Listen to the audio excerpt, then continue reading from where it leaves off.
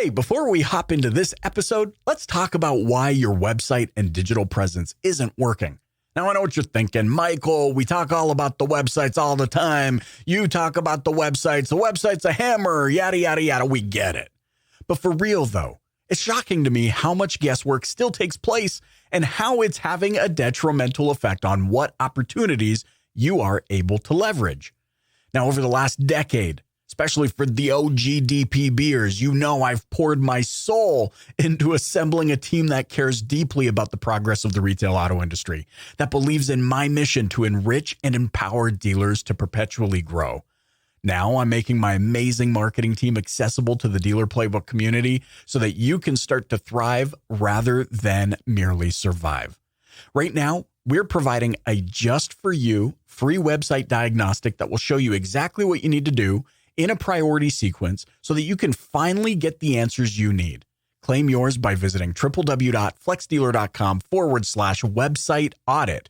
That's www.flexdealer.com/website-audit.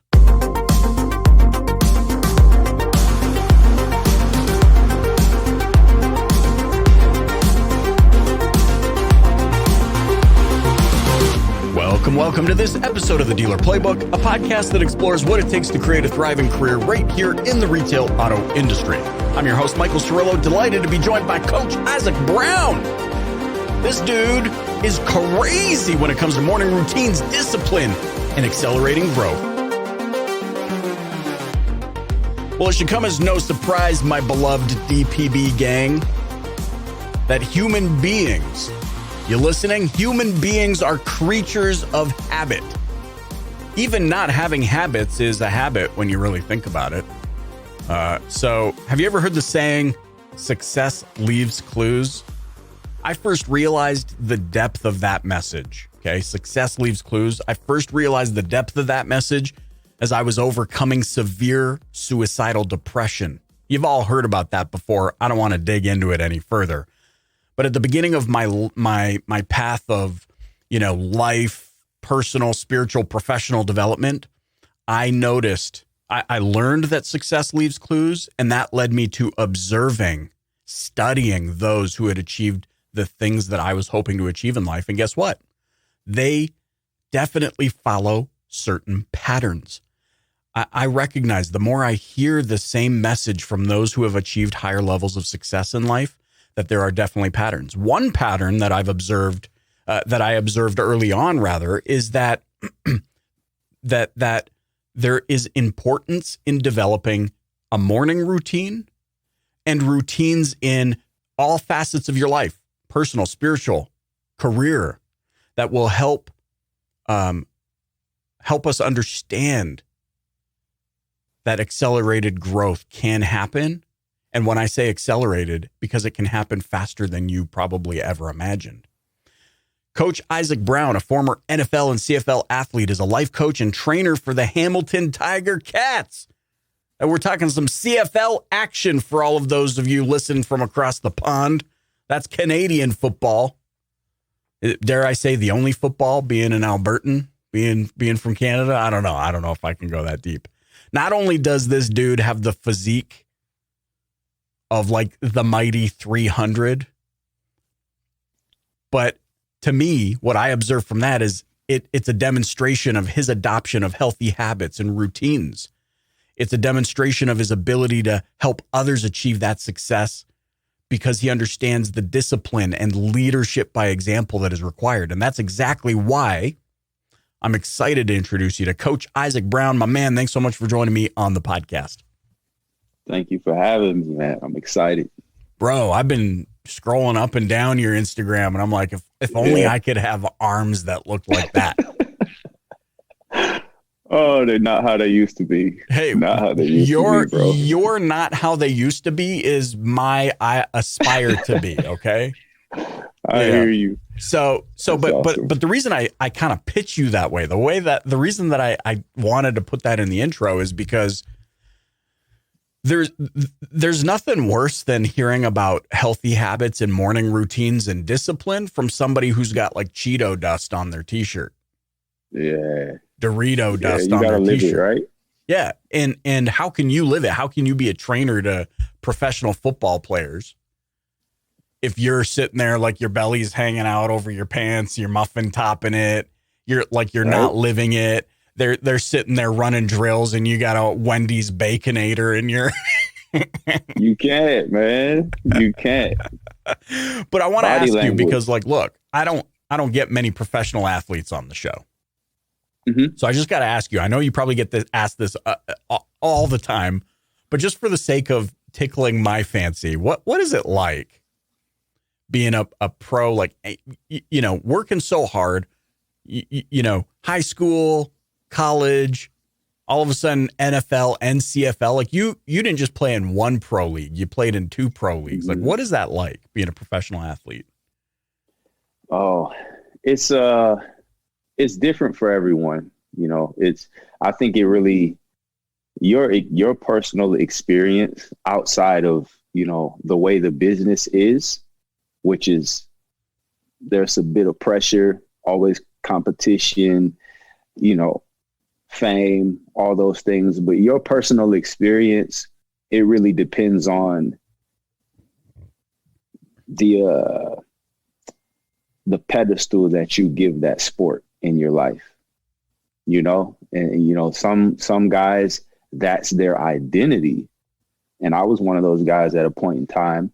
And some guys, that's just an expression of their identity, and some guys, that's all they have, you know. So it varies from person to person. But for me, I'll tell you, I played in 2 different leagues and I had 2 completely different experiences. When I got to the NFL, which was my childhood dream, that's any football player, that's what you want to do. You want to get to the NFL. And that was the goal. That's what I wanted. But when I got there, I was not happy. I was not happy, man. It was not all it was cracked up to be, because my experience was not a very pleasant one. I didn't experience what I thought I would. I thought it would be, you get there, you're going to be famous, you're making millions of dollars and all these different things. But my experience went like this: free agent, going into the Atlanta Falcons, not much help from the older guys helping out a young rookie. An injury happens and I'm just ready to get out of there. That was my NFL experience. Wow. Now, when I got to the CFL, my experience went like this: rookie, 3 hours away from home, you know, in a brand new country that I had never spent more than a couple hours in, just driving through, going to Buffalo to watch my uncle play. Right. But major love and welcoming from the older players. There was no sense of insecurity from the older players in this league. They welcomed me. They taught me the ropes. They basically showed me how to take their job. That was the difference. When I went to the NFL, it was a scarcity mindset amongst the older guys, and there was no help. But when I came to the CFL, it was more of a abundance mindset. Even though, no, there's not enough for everybody. Somebody's got to get cut. Right. But they didn't approach it like that. They taught me everything I needed to know. And I will never forget that experience. And when I became a vet on the team, that's how I treated rookies coming in, trying to get my job. So that was my experience. And, you know, the fan love and playing in front of thousands of people, that's always amazing. But the things you never forget are the interactions you have with your teammates. Man. And you know what? It's crazy because I remember years ago, like, I'm a homeboy, you know what I mean? Not in the sense of like street, but like, I like to support the fact that we have our own football league in Canada. Yeah.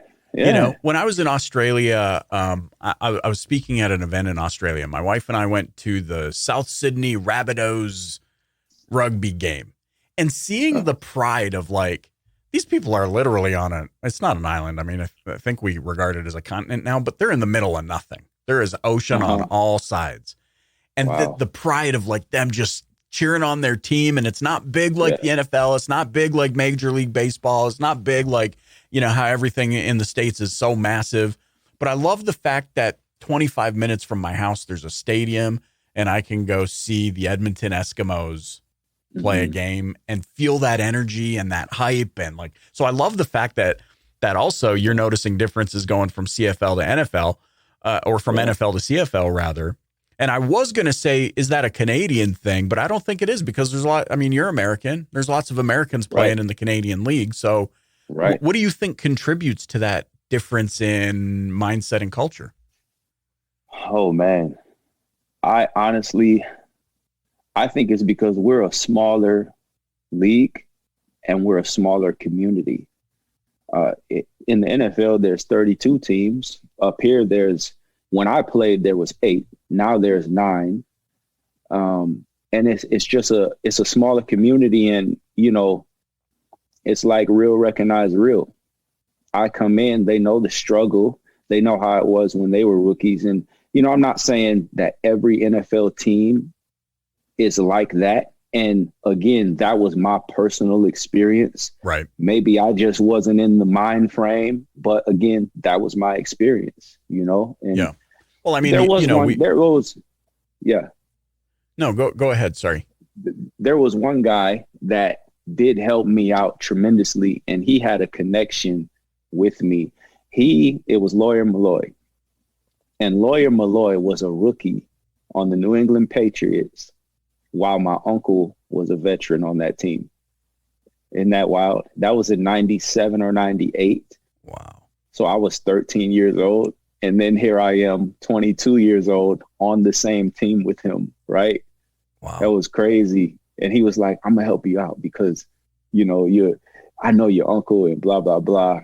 And he gave me some advice as far as my injury went, but other than that, man, once I got injured, I felt completely alone. I didn't have much support or help. It was a tough time.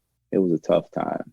All right. So I've got all these thoughts going on in my head, and I'm already seeing so many parallels to life, spirituality, business, you name it. Obviously, those that are listening are in the trenches every day trying to build their business.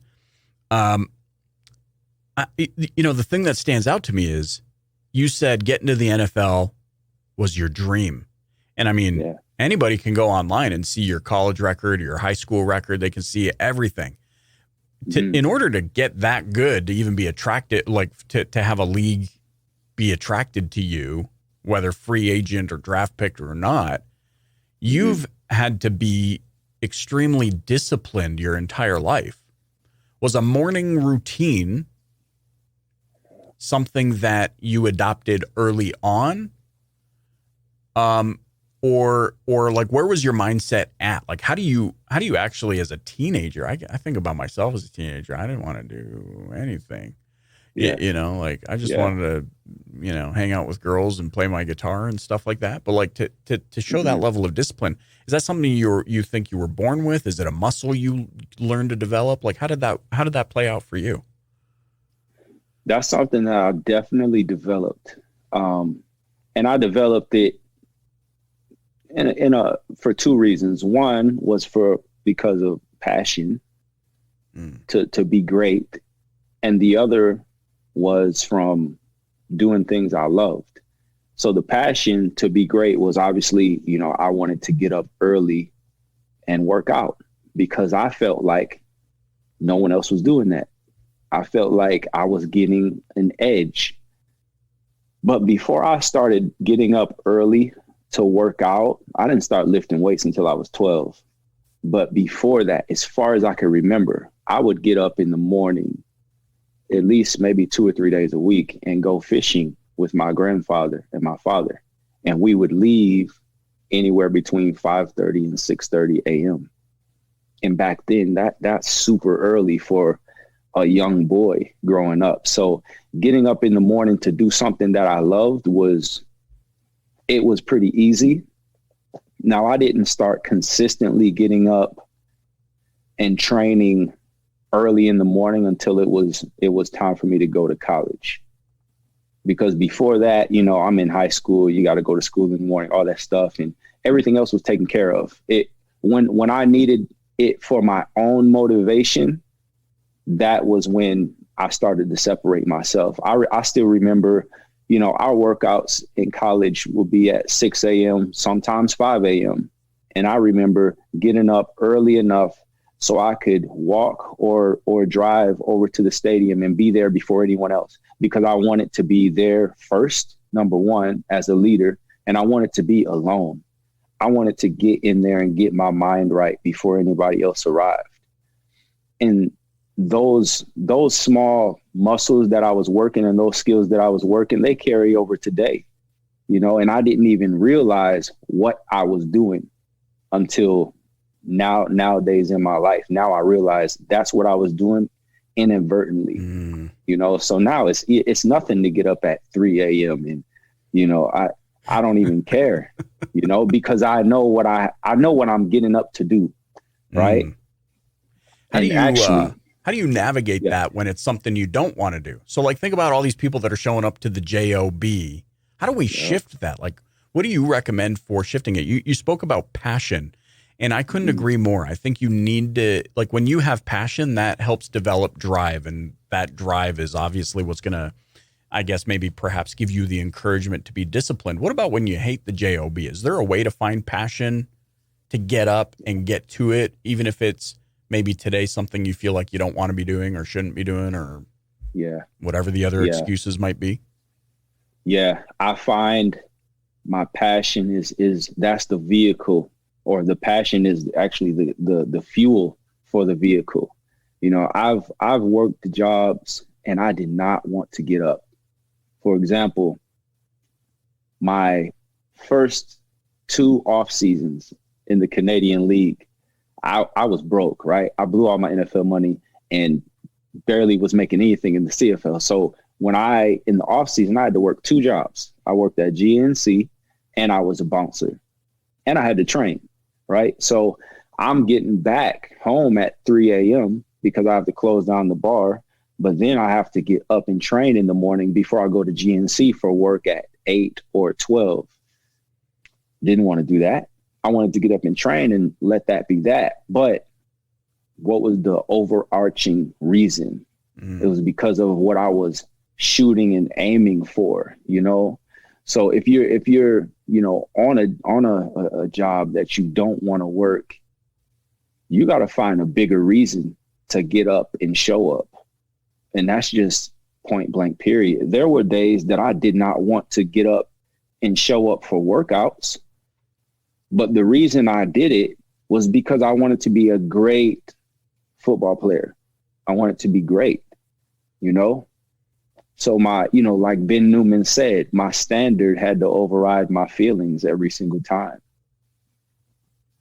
Wow. So you got to find something big to pull you. Like Danelle said, what's going to pull you when things can't push you, right? Yeah, you know, I love what you just said. It's something that I believe firmly in. And I mean, obviously, Danelle, to add her validation to that whole point, I think is tremendous. Which is, you know, I think I was talking about it on Clubhouse the other day. Like, you have to account for failure. I don't plan for it, but I have to account for it. And perhaps failure in the moment is knowing that I won't want to get up tomorrow morning. Yeah. Knowing that I won't want to do all those follow-up phone calls or prospect for new customers. I account for it. But to your point, like, having a bigger reason why, it's crazy, man. Like, if I gave up in the early days of my business because I was doing things that I didn't want to do, right? Like, I call myself Mr. Miyagi sometimes. Not to anybody, but like, I was the guy, like, when you own a business, you kind of have to, I'm mopping floors today, and then tomorrow I got to fix the toilets, and then I'm going to be on a sales call trying to close down $1 million contract, and then I'm back to, like, putting a hinge on the fence, and, like, you're doing all these things that you don't want to do. But you're right. Like, in the back of my mind, I was like, but all of this is a means to an end. And so it doesn't matter about what this stuff is right in front of me. It matters about what the end is that I have in my mind. And that's ultimately what made me want to show up every day. For sure. So, for sure. It's like stoplights, man, on the road. Yeah. You know, you know where you're going, and you know why you're going there, but there's certain laws that you have to stop and obey. in order to get where you're going, right? And sometimes when we're on our own journey and doing our own things, we don't want to stop and obey the laws. But that's what separates people who get where they want to go and who don't get where they want to go. Man, I love that. I'm letting it sink in here for a minute. Yeah. Dang, that's so true. I love that. And that also feeds into then the discipline part of it, because you don't get a physique like Isaac Brown by lifting weights once a week. I mean, maybe you do, but it's going to take you 150 years. And so, but you also can't train now other professional athletes, right? Because are you the fitness trainer, or what are you for the Hamilton Tiger Cats? Yeah, I'm the head strength coach for the Tie Cats. Now, I can train other athletes in any other league, but within our league, anybody that plays on another CFL team, I can't train them. And also, I'm the head strength coach for our pro soccer team too. Oh, so anybody, any other players within the Canadian Premier League, can't train them because I train the Forge, right? So I can train NFL players in NBA and NHL, right? But CFL and CPL, yeah, you're only locked down. The Tie Cats and only the they Forge, got you on lockdown. That's pretty me. cool though. But you know what comes to my mind is, as I think about the parallels to sports teams and the business teams, so you're working with individuals, but you're working ultimately with the team as a whole. How do you cater as a leader? How do you cater the training to the individual so that it's something that will, resonate with them? Because I'm imagining you're having to continually inspire and motivate and encourage, and like, how do you do that for the individual, but also map that to the collective of the team? Because ultimately you have to get the whole team to a certain place, right? How does that work for you? I put it like this.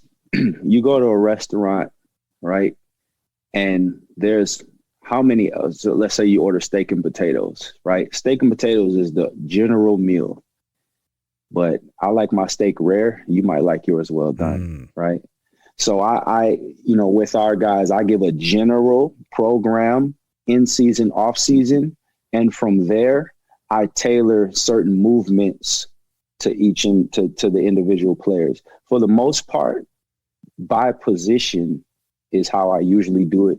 And then you'll have guys within the position that have certain restrictions or, some type of injury they may be coming off of. And that's where you give them a special order, right? Special order meal type thing. So yeah, it's challenging, but I love the challenge, but because it keeps me on my toes, and it's the same with soccer, right? Keeps me on my toes.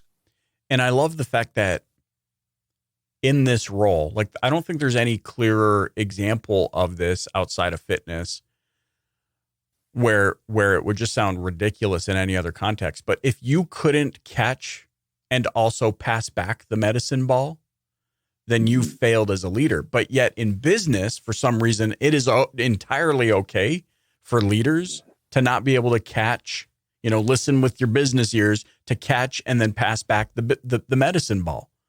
Yeah. So what does that mean? Like, how do you stay disciplined as a leader so that you can lead by example, so that your team is never looking at you and being like, yeah, but coach, you're sitting there, eating a Baconator while we're running drills? Yeah. I take the same approach that I took when I was in school as a player.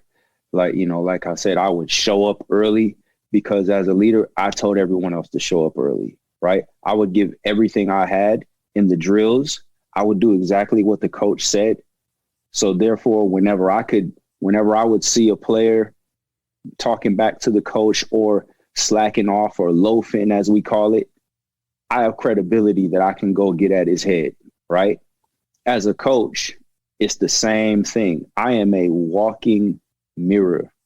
You know what I'm saying? So I always have to reflect what I'm preaching, and a lot of times when I'm, with my guys at the facility, they want to do certain workouts with me. They Right. want me to get in on it, throwing the med ball. Right. And, so there's certain individual players that they help keep me accountable at all times, because when they come in to work out, I know that it's time for me to do something physical with them in their workout. Right. And that's another piece that I love about coaching, is because it's not just give directions and watch them follow. It's interactive. It's an actual relationship. It's not a transaction when they come in and out of the gym. It's a real human interaction where you're doing things with them instead of just barking directions and then watching them do it. You're sweating with them. You're bleeding with them. If I could put on a helmet and get on the field with them, I would do that too.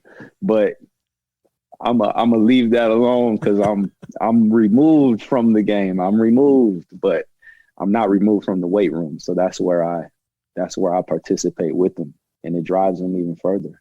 I love your choice of words there, participation. Because I think so often it's like, oh, where's the leader? Oh, the leader's up you see that window over there? They sit up in that window over there. And then we work in silos. We don't communicate enough, and then we're not participating enough. Right. We've even had an experience in my company recently where we onboarded a few new team members that then created more bandwidth for those that had been here a little while, which then ultimately it always trickles back up to me. And it created more bandwidth for me, but then that bandwidth highlighted things that I needed to be doing better as the leader. Because I'm like, whoa, we're missing. Crap. So what do? My first reaction is not to just start barking orders like you said. It's to go, okay, here we go. 100%. Let's get in it. Let's get our hands dirty. And so from your experience as both a coach, as a trainer, as a life business coach, motivational speaker, I mean, what's your take on the whole participation thing? Like how often, because I know a lot of leaders are asking this, but how long will I be required to get back into the dirt and roll up my sleeves and participate? I thought I built a business in order to just kind of check out a little bit. Yeah. So what's your take on that? My take on it is, I'll give you my take on it, and I'll give you an example. My take on it is, how long will you do it? You'll do it as long as it's important and it's of value to you. That's how long you'll do it. And here is my example. I brag on our head coach all the time, because he's the best leader that I know walking around right now. Yeah. Honestly. Yeah, right. I'm not even going to lie. Right. So here's a small example. Just last week. So in our gym, and he does things like this all the time, and it's just who he is. Right. But it rubs off on you. He's not going to walk past a piece of trash on the ground and tell someone to pick it up. He's going to pick it up. Anything that he feels needs to be done, he's going to do it. He says it's never your job or his job or her job. It's our job. It's everyone's job, right? So here's a small example. So in our weight room, I wanted to, create these boxes for foot drills with our guys. So instead of having someone come in and paint it and have it be permanent on the ground, I just decided to tape it, measured it off, taped it on the ground, put tape on. Well, throughout the week, the tape gets destroyed a little bit because of the guys, right? I come in, and I was going to replace it on Monday. I come in and all the tape is redone. It's off season, man. This is the off season. You know who did that? The head coach. Didn't say anything. Didn't tell me I needed to do it. He just did it. And then he left a note on my desk. He says, Ike, your workspace and the weight room is immaculate. Keep doing great work. It's important to him, right? And that's just who he is. And he does that type of thing in every area of our organization. It's important to him. And for me as a leader, now I want to do that type of stuff, right? Now I want to go out of my way to just do something that I see needs to be done, not look for whose area it is or who needs to do it. Just do it. Just do it, because that's going to create culture and other people will start doing it. You know, Jesus was the example, right? He came and the disciples were waiting outside because no one was there to wash their feet. So what did he do? He washed their feet. He didn't go look for someone. No, he said, okay, let me just wash it. You know, so he models the example. So, you know, what I love about that too example. is like this whole concept of like compounding returns, because, you know, you credit him, right, as the head coach. He's leading by example, but then you're going to go and impact somebody, and they're going to probably credit you, or if they do or don't, it doesn't really matter. But if it inspires them to go do good, they're going to go do it for somebody else who then for that somebody else, they became the source of it. And so you have this never ending domino of impacting people. And it doesn't matter who the instigator was, you know, because also to your example, you know, like if we pull out just even a little bit and raise the roof on this thing a little bit, we don't know who impacted the head coach for him to want to be that way. And who impacted that person. Like it goes on forever. Right. But, and so the point being, especially for those listening, I want to draw the parallel to what Isaac's saying here. You don't have to wait for your leader. You don't have to be in the organization and be like, oh, well, I got to wait for the business owner to do that. You can be the one that starts the chain effect. You can be the one. And I think what you're saying here is so powerful. And what you just said about Jesus, and like, let's be honest here. Like, I'm a believer. You don't have to be a believer. You can believe in the universe. You can believe whatever it is. The one thing you can't deny is Jesus is the most famous person that's ever walked the face of this planet. 3.6 billion books sold. Right. You think that would make him a New York Times bestseller by now. But the thing is, you can't deny that perfect parallel, man. I'm glad you brought it up. This brings everything full circle as we wind down the conversation. Jesus had a mission. He was passionate about something. And then he modeled behavior that he wanted other people to follow. And they went about doing good. And look at what's happened. In 2,000 years, look at what's happened. Domino effect. And you've just brought it full circle back to this. So whether it's business, life, spirituality, the importance of setting up routines and healthy habits, remaining disciplined, and then go and have a positive impact on people. Dude, that's what this podcast is all about. It's not about just how many cars you can sell. You can get that information anywhere. It's about, how do I become a better person that can have an impact? And the way that you do that is to be passionate about something, to do what Coach Isaac's talking about and see the bigger picture. Have a bigger picture. You think your picture's big now. Blow the lid off of that sucker. You're going to realize you were in a FedEx box inside of a bigger box. And you got to blow the lid off of that box and realize you're in a bigger box inside of it's a Russian nesting doll of boxes that you're in. And when you blow the lid off of all of those, then you can really start mapping your actions to habits that are going to accelerate your growth. Man, I love this conversation, bro. I could go all day with this one. You know, because I'm just so passionate about it. I want to thank you so much for spending your time with me. How can those listening get in touch with you and learn more about what you do? You can get in touch with me on Instagram at Coach Isaac Brown .com. Sorry, that's my website, but Instagram is at Coach Isaac Brown, and then my website is CoachIsaacBrown.com. On Facebook, Isaac Ike Brown. I put my nickname in the middle. And then, you know, if you can find me on Clubhouse, same thing, Coach Isaac Brown. So, love it, man. Thanks so much for joining me on the podcast. Thank you. I appreciate it.